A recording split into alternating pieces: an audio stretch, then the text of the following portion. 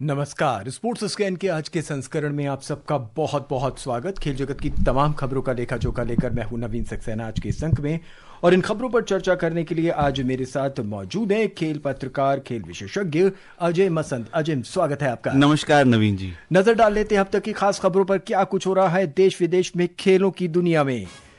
भारत की नम्रता बत्रा इतिहास रचते हुए विश्व खेलों में वुशु प्रतियोगिता के फाइनल में पहुंची।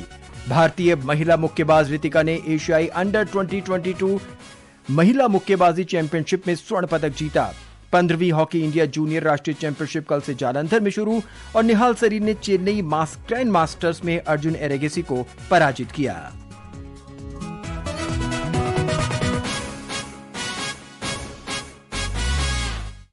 अजय, खेलों की दुनिया में आज का दिन बहुत खास है, और अगर भारत की खासकर बात करें तो एक ऐसा खेल जिसमें हम बहुत कम अपने आप को आगे लेकर जा पाते, बहुत कम उपलब्धियां मिलती हैं, लेकिन नम्रता बत्रा ने आज जो है एक मेडल जीता है और गोल्ड जीता वो भी, और बहुत ही काबिले तारीफ है, क्योंकि वुशु एक ऐसा स्पोर्ट है जो ज्यादातर एशियन गेम्स में खेला जाता है और बहुत ही कम इवेंट्स टूर्नामेंट्स इसके भी होते हैं। लेकिन इन्होंने जो है, जैसे पिछली बार भी इन्होंने मॉस्को वुशु स्टार्स में भी 2025 में इन्होंने गोल्ड मेडल जीता था इसी साल। उसके बाद इनका जो है यहाँ पे इतना अच्छा प्रदर्शन आया, तो डेफिनेटली अभी जैसे 2026 में एशियन गेम्स होने वाले हैं जापान में, तो क्योंकि वुशु जो है एशियन गेम्स का एक अभिन्न एक पार्ट है, वहाँ पे वुशु के टूर्नामेंट्स इवेंट्स होते हैं और इंडिया भी अपनी टीम भेजती है ज़्यादातर, तो डेफिनेटली एक बूस्ट मिलेगा। और एशियन गेम्स में भी इससे जो है एक होप जागी है कि शायद वहां पे भी मेडल आ पाए। भारतीय उम्मीदें बढ़ गई हैं, खासकर इस प्रतियोगिता को लेकर, खासकर इस खेल को लेकर जहां पे हमारा दबदबा बहुत कम है। और अगर विश्व खेलों की बात की जाए तो यहां तक पहुंचना, फाइनल तक पहुंचना अपने आप में इतिहास है। जी हाँ, बिल्कुल। जैसे अभी ऋषभ यादव ने भी आर्चरी में ब्रोंज मेडल जीता था कुछ ही समय पहले, कुछ ही दिन पहले, तो वो भी एक उपलब्धि थी, क्योंकि वर्ल्ड गेम्स जो हैं बहुत ही कॉम्पिटिटिव नेचर के हैं। और दूसरी बात, क्योंकि ये जो है मेरे ख्याल से इनकी 11th या 12th जो है इसका एडिशन हो रहा है जी। और इससे पहले भी अच्छा प्रदर्शन रहा, लेकिन इस बार जो वुशु का जो गोल्ड आया, इससे काफी एक उम्मीदें बढ़ गई हैं कि डेफिनेटली आगे चल के इस स्पोर्ट को जो है इंडिया में भी जो है प्रोत्साहन दिया जाए और ज्यादा। कल स्वर्ण पदक के लिए फाइनल में नम्रता का मुकाबला पीपुल्स रिपब्लिक ऑफ चाइना की मेंग चेन से होगा। बत्रा ने इन खेलों से पहले पिछले महीने Moscow star international wushu championship में स्वर्ण पदक जीता था। वुशु के रिंग से हटकर अब आपको सीधा लिए चलते हैं मुक्केबाजी की ओर। रितिका ने बैंकॉक में एशियाई अंडर 22 महिला मुक्केबाजी चैंपियनशिप में स्वर्ण पदक जीत लिया है। रितिका ने 80 किलोग्राम से ज्यादा के वर्ग में शानदार प्रदर्शन करते हुए स्वर्ण पदक अपने नाम किया, और इसके साथ ही पदक तालिका में भारत ने अपना अभियान चौथे स्थान पर समाप्त किया। सुनते हैं कौशिक को।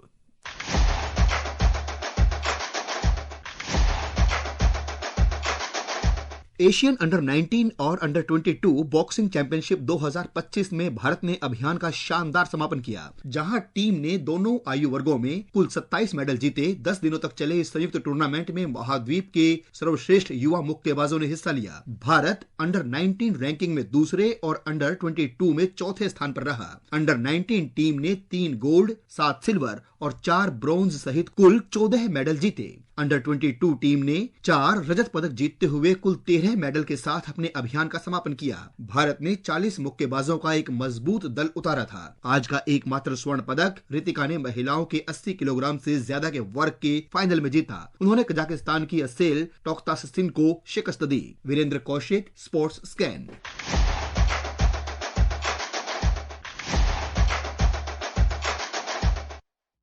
अजय, मुक्केबाजी में भारत लगातार अपना सर्वश्रेष्ठ मुक्केबाज भेजता है, और सर्वश्रेष्ठ प्रदर्शन के साथ हम हमेशा प्रतियोगिताओं में स्वर्ण और रजत के साथ लौटते हैं। देखिए, बॉक्सिंग हमारा स्ट्रॉन्ग पॉइंट जरूर रहा है, चाहे वो आप लगा लीजिए अमित पंघल हो, गोल्ड मेडल लेके आए थे एशियन गेम से, चाहे लवलीना बोरगोहेन हो, या चाहे मैरी कॉम हो, 6 टाइम वर्ल्ड चैंपियन हो, तो डेफिनेटली। लेकिन जो हमारे जो इंडिया के जो मेडल आते हैं वो यूजुअली लोअर वेट कैटेगरीज में आते हैं ज्यादातर देखे जाएं तो। लेकिन एक उम्मीद जागी है कि जिस हिसाब से रितिका का आज गोल्ड मेडल आया है 80+ केजीज में, तो हैवी वेट कैटेगरी हो गई विमेन में, तो डेफिनेटली इससे एक उम्मीद जागी है कि इंडिया जो है और अच्छा प्रदर्शन कर पाएगा आगे चल, क्योंकि ये अंडर 22 और अंडर 19 जो है ये एक फॉर्मेटिव टाइप के टूर्नामेंट्स हैं जहां से बच्चे निकल के और सीनियर लेवल पे जाते हैं। और क्योंकि कंपटीशन यहाँ पे बहुत ही अच्छा था, तुर्कमेनिस्तान, उज्बेकिस्तान, चाइना, कजाकिस्तान, यहाँ के बॉक्सर्स जो हैं बहुत ही अच्छे माने जाते हैं, जितने भी सेंट्रल एशियन कंट्रीज हैं, तो उनमें उनको हरा के इतने सारे मेडल जीतना, चाहे वो अंडर 19 कैटेगरी में हो या अंडर 22 में हो, बॉयज मेंस एंड विमेंस दोनों कैटेगरीज में, तो एक बहुत ही काबिले तारीफ चीज है। और डेफिनेटली यहां से उभर के जो जितने भी बच्चे आएंगे वो जो है ये हमारी क्रीम है जूनियर लेवल पे, जो आगे चल के सीनियर में कन्वर्ट हो जाएगी। अजय, यहाँ एक सवाल जहन में उभरता है, उठता है, वो ये कि जब जूनियर से सीनियर वर्ग के अंदर हमारे खिलाड़ी जाते हैं, तब कहीं ना कहीं उन पे एक प्रेशर सा होता है और उसको वो कन्वर्ट करने में थोड़ा सा प्रॉब्लम होती है। देखिए, ऐसा है कि हम अगर ये लगा के चलें तो जैसे शिवा थापा को भी अगर आप देखिए, वो भी एक बहुत ही टैलेंटेड बॉक्सर उभर के आ रहा था, लेकिन वो अपने टैलेंट को जस्टिफाई नहीं कर पाए। ऐसे बहुत सारे बॉक्सर्स इंडिया में प्रोड्यूस करे हैं, स्पेशली नॉर्थ ईस्ट से, वो जूनियर लेवल पे बहुत अच्छा परफॉर्म करते हैं और सीनियर लेवल पे नहीं कर पाते। लेकिन अब देखिए काफी सारी चीजें बदल गई हैं, जैसे खेलो इंडिया यूथ गेम्स आ गया है, खेलो इंडिया यूनिवर्सिटी गेम्स आ गया है, बहुत सारे इवेंट्स हो रहे हैं जहां से बॉक्सर्स को डोमेस्टिक लेवल पे नेशनल चैंपियनशिप्स के अलावा भी बहुत सारे टूर्नामेंट्स में compete करने का एक अवसर मिल रहा है, जिसके चलते जो है अब वो चीज नहीं है, अब कंपटीशन बहुत ज्यादा हो गया इंडिया में। और क्योंकि सरकार जो इतना ज्यादा इंटरनेशनल जो है इवेंट्स पे और इंटरनेशनल कॉम्पिटिशन्स पे जो है प्रमोट कर रही है, टीम जाए, जैसे आप ये देखिए नवीन जी, 40 बच्चे गए थे, 20 विमेन में गए थे, 20 मेल बॉक्सर्स गए थे। देखिए 40 बच्चों की टीम, शूटिंग में देखिए तो अभी 100 शूटर्स की टीम जाती, तो कोई अब पाबंदी नहीं है फंड्स के ऊपर। जब पाबंदी नहीं है फंड्स के ऊपर, फंड्स बिल्कुल सरकार खुली दे रही है कि ये लोग परफॉर्म करें जाके, जिसके चलते जो है इतना अच्छा परफॉर्मेंस आ रहा है जो पहले नहीं होता था। जिस तरह की अगर बात करें कि पहले क्या होता था कि बहुत सीमित दायरे के अंदर खेल थे, लिमिटेड, लेकिन अब एथलीट्स होते जा रहे हैं। अब इससे ज्यादा जाते हैं। जितने ज्यादा एथलीट्स, स्पोर्ट्स पर्सन बाहर जाएंगे, उससे एक दायरा बढ़ जाता है कि चलिए यहाँ पे 60 गए, यहाँ 70 गए, यहाँ 80 गए, यहाँ से जो है जो क्रीम निकल के आती है ना, अगर कहीं अगर 10 एथलीट को भेजेंगे या 20 एथलीट को भेजेंगे, वहां से क्रीम बहुत कम निकल के आएगी। जब 80-90 भेजेंगे तो हमारा टैलेंट का दायरा भी बहुत बढ़ जाता है, जिसको आगे चल के ग्रूम किया जाए। नवीन जी, और अब मुक्केबाजी के रिंग से अब आपको लिए चलते हैं हम सीधा शतरंज की बिसात पर। निहाल सरीन चेन्नई ग्रैंड मास्टर 2025 में अपनी पहली जीत उन्होंने दर्ज कर ली है, और ये जीत उन्होंने दर्ज करी है एक बहुत बड़े उलटफेर के साथ। उन्होंने चौथे राउंड में भारत के ही अर्जुन एरिगेसी को पराजित किया और उनके अजय अभियान को रोक दिया। वहीं जर्मन ग्रैंड मास्टर विंसेंट खेमर ने डच स्टार अनीश गिरी से ड्रॉ खेलते हुए 4 मैचों की अजय लय बरकरार रखी है। और ब्यौरे के साथ हैं दिव्या।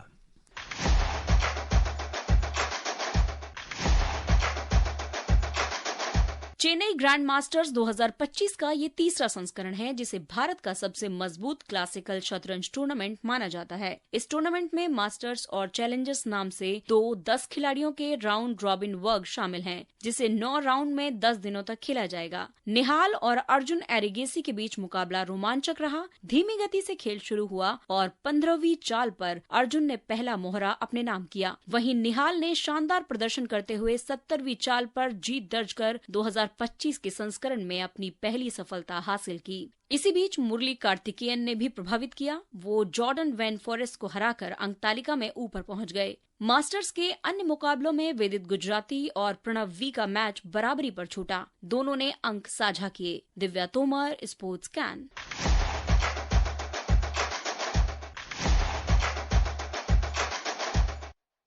अजय, शतरंज की बिसात पर भारतीय खिलाड़ी लगातार बेहतर प्रदर्शन कर रहे हैं। महिला वर्ग हो, पुरुष वर्ग हो, या फिर अगर जूनियर्स की बात करें तो वो भी बहुत तेजी से आगे निकलते हुए नजर आ रहे हैं। बिल्कुल भारत का तो अब कह रहे हैं कि रशिया और यूएसएसआर, जो पहले असफाइल यूएसएसआर था, वो अब हब नहीं रह गया है, एपिसेंटर नहीं रह गया शतरंज का, अब इंडिया है शतरंज का एपिसेंटर। और निहाल सरीन ने जो है आज जो है जीत दर्ज करी। डेफिनेटली काफी ये चौथे राउंड में है, इनके पहले पॉइंट्स आए, 1 पॉइंट पे अभी आए हैं, लेकिन जीत तो दर्ज करी है कम से कम, क्योंकि ये एक ऐसे खिलाड़ी who is there at the top but not quite there, मैं यही कहूंगा।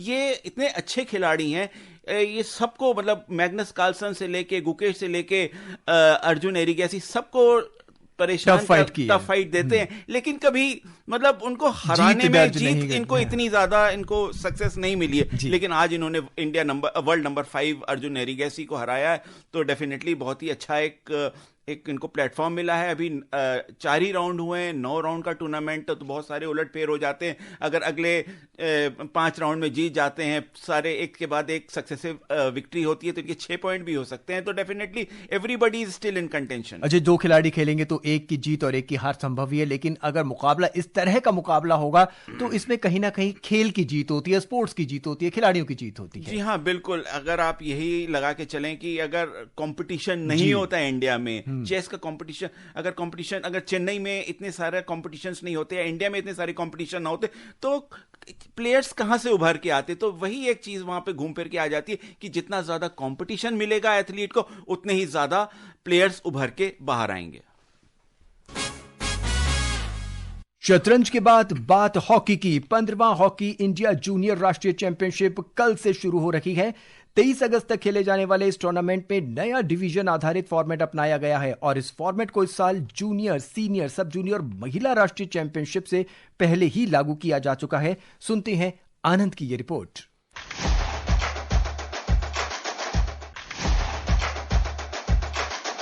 टूर्नामेंट में इस बार 30 टीमें हिस्सा लेंगी, जिन्हें डिवीजन ए, बी और सी में बांटा गया है। प्रतियोगिता में प्रमोशन और रेलीगेशन का नियम लागू होगा, जिससे मुकाबले और रोमांचक बनेंगे। डिवीजन ए में देश की 12 सर्वश्रेष्ठ जूनियर पुरुष टीमें खेलेंगी, जिनमें मौजूदा champion hockey Punjab, runner up hockey Uttar Pradesh और तीसरे स्थान पर रही हॉकी हरियाणा शामिल है। निचले स्थान पर रहने वाली 2 टीमें अगले साल डिवीजन बी में खेलेंगी। पूल ए में पंजाब, मध्य प्रदेश और यूनिट ऑफ तमिलनाडु की टीमें हिस्सा लेंगी। वहीं पूल बी में उत्तर प्रदेश, झारखंड और महाराष्ट्र शामिल है, जबकि पूल सी में Haryana, Manipur, Dadra and Nagar Haveli and Daman and Diu और पूल डी में Karnataka hockey association of Odisha, Andhra Pradesh की टीमें खेलेंगी। डिवीजन बी में लीग फॉर्मेट होगा। शीर्ष 2 टीमें डिवीजन ए में प्रमोट होंगी, जबकि निचली 2 टीमें डिवीजन सी में रेलीगेट होंगी। टूर्नामेंट में अंक प्रणाली तीनों डिवीजन में जीत पर 3 अंक, ड्रॉ पर 1 अंक और हार पर 0 अंक मिलेंगे। आनंद पाठक, स्पोर्ट्स स्कैन।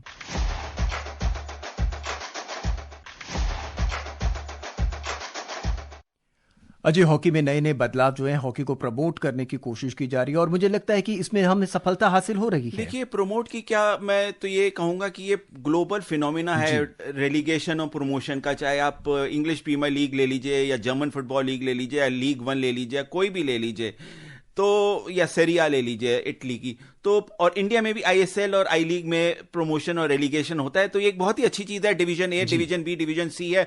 2 टीमें जो है डिवीजन ए की अगर जो सबसे लास्ट में फिनिश करती हैं, उनको रेलीगेट कर दिया जाएगा, और जो डिवीजन बी और सी की जो टीमें हैं, जिनको जितना मौका नहीं मिलता, वो प्रमोट होकर आगे आएंगी, तो उनका भी उत्साह बढ़ेगा एक तरह से। लेकिन अजय, सबसे अच्छी बात यह है कि तमाम तरह की टीमें इसमें हिस्सा लेंगी, ज्यादा से ज्यादा खिलाड़ियों को खेलने का और जलवा दिखाने का मौका बिल्कुल। बहुत सारे मतलब 30 से ज्यादा इंस्टीट्यूशंस और साथ में स्टेट्स और यूनियन टेरिटरीज कंपीट कर रही, तो डेफिनेटली लेवल ऑफ कंपटीशन बहुत ही अच्छा रहेगा। और अब बात विश्व पैरा एथलेटिक्स चैंपियनशिप की। भारत 27 सितंबर से 5 अक्टूबर तक जवाहरलाल नेहरू स्टेडियम में पहली बार विश्व पैरा एथलेटिक्स चैंपियनशिप की मेजबानी कर रहा है।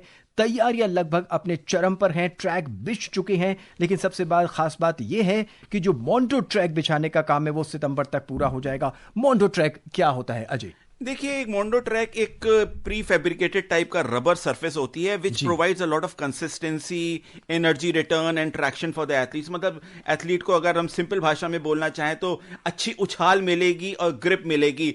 नीरज चोपड़ा जो हमारे 2 टाइम मेडलिस्ट हैं, ओलंपिक मेडलिस्ट हैं, गोल्ड मेडलिस्ट हैं, सिल्वर मेडलिस्ट, उन्होंने इसको काफी तारीफ करी है और उन्होंने कहा है कि क्योंकि ये पूरी दुनिया में जो है ओलंपिक्स और हर जगह खेला जाता है, तो डेफिनेटली यहां इंडिया में क्यों नहीं है, उसके चलते खेल मंत्रालय ने इसको जो है इसको ओके किया है और उस पे ये अब टूर्नामेंट होगा वर्ल्ड पैरा। चलते चलते आपको फुटबॉल की भी खबर दे दें। आज इंडियन आर्मी ने टीम लद्दाख एफसी को 4-2 से हरा दिया, लेकिन इसके बावजूद भी टूर्नामेंट में वो आगे बढ़ने से नाकाम रही है। वक्त बिल्कुल इजाजत हमें नहीं दे रहा है।